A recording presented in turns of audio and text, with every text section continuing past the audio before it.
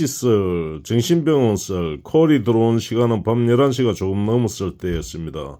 출발지는 주택가, 도착지는 정신병원, 이 목적지는 기사들 사이에서도 괜히 말이 줄어드는 곳입니다.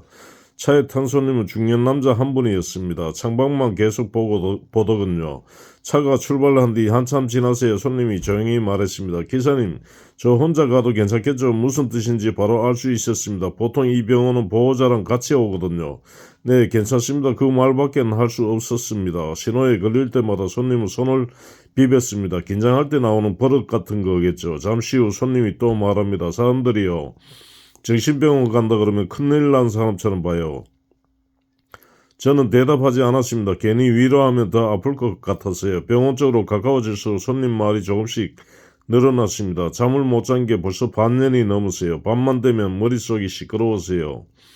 그 말이 귀에 오래 남았습니다. 머릿속이 시끄럽다는 표현. 병원 앞에 도착했을 때 불은 환했지만 주변은 이상하게 조용했습니다. 손님은 문을 열었다가 다시 닫고 잠시 가만히 앉아 있었습니다. 기사님, 저 여기서 괜히 도망치면 안 되겠죠?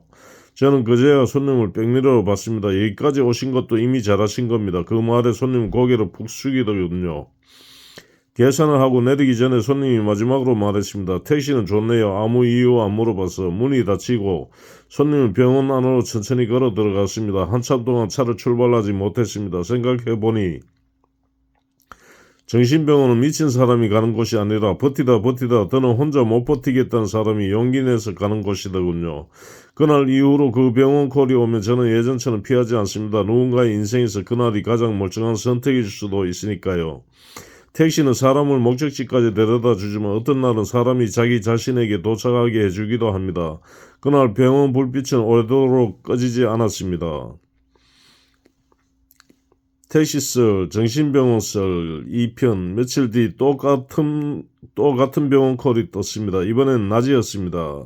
해가 떠 있는데도 그 병원은 늘 밤 같은 얼굴을 하고 있죠. 차에 탄 손님은 젊은 여자분이었습니다.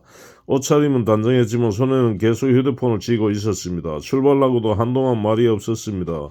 그러다 갑자기 손님이 말했습니다. 기사님, 저 멀쩡해 보이죠? 이 질문은 정답이 없는 질문이라는 걸 운전 오래 하다 보니 알겠더군요. 네, 그렇게 보입니다. 손님은 그 말에 웃지도 않고 고개만 끄덕였습니다. 저도요. 그래서 더 힘들어요. 차 안이 조용해졌습니다. 잠시 후 손님이 천천히 말을 이어갔습니다.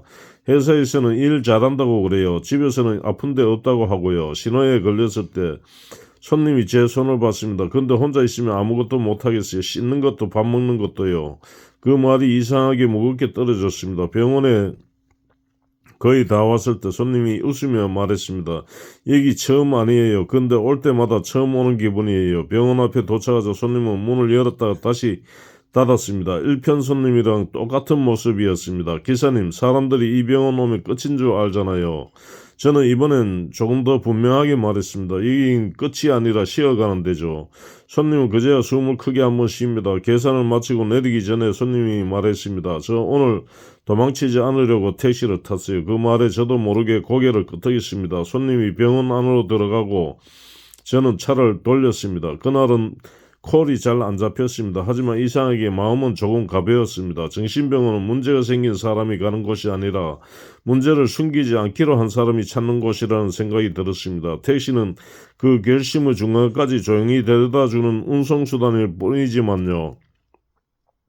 그날 이후로 병원 콜이 울리면 저는 미터기보다 사람 얼굴을 먼저 봅니다. 오늘은 도망치러 가는지 아니면 버티러 가는지, 그리고 대부분은 도망이 아니라 버티러 가는 길이더군요.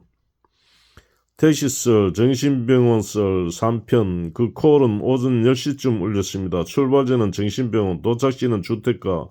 이 병원에서 나오는 콜은 들어갈 때보다 더 조심스럽습니다. 차에 탄 손님은 1편에서 봤던 그 중년 남자였습니다. 옷이 조금 달라졌고 표정도 달라졌는데 완전히 편해 보이진 않았습니다. 그래도 분명한 건 들어갈 때보단 어깨가 내려가 있었습니다. 차가 출발하자 손님이 먼저 말했습니다. 기사님, 저 기억하시겠죠? 기억 안 날 수가 없었습니다. 그날 밤 차를 한참 세워두게 만들었던 분이니까요. 오늘 퇴원입니다. 그 말이 차 안을 천천히 채웠습니다. 기쁜 말인데 조심스럽게 들리는 말. 손님은 창밖을 보며 이렇게 말했습니다. 병원에 있으니까 신기하기도 아무 결정도 안 해도 되더라고요. 약 먹는 시간, 잠자는 시간, 밥 먹는 시간, 밖에 있을 땐 그게 다 저한테 맡겨져 있어서 숨이 막혔나 봐요. 신호등에 걸릴 때 손님이 웃었습니다. 거기선요. 아무도 저보고 강해지라고 안 했어요. 그 말이 유난히 길게 남았습니다. 집 근처에 도착하자 손님의 말이 조금 느려졌습니다. 태어나면 다 괜찮아질 줄 알았는데 막상 나오니까 또 겁이 나네요. 저는 이번엔 망설이지 않고 말했습니다. 그래도 다시 들어갈 수 있다는 걸 이미 아시잖아요. 손님은 잠시 생각하더니 고개를 끄덕였습니다. 맞네요. 그게 생각보다 큰 위로네요. 집 앞에 도착하자 손님은 내리기 전에 잠시 앉아 있었습니다. 기사님, 저 그날 도망 안 가서 다행이죠. 네, 아주 다행입니다. 그 말에 손님은 처음으로 편하게 웃었습니다. 문이 닫히고 손님은 천천히 집 안으로 들어갔습니다. 저는 차를 돌리며 이런 생각을 했습니다. 회복이라는 건 완전히 나아지는 게 아니라 다시 아플 수도 있어도 겁내지 않는 상태가 아닐까. 정신병원은 인생에서 지워야 할 장소가 아니라 다시 살아도 된다고 허락해주는 곳일지도 모르겠다고요. 그날 이후 그 병원 콜이 울리면 저는 목적지를 조금 다르게 봅니다. 거긴 들어가는 곳이기도 하지만 언젠가는 나오는 곳이기도 하니까요. 택시는 오늘도 그 사이를 조용히 오가는 중입니다.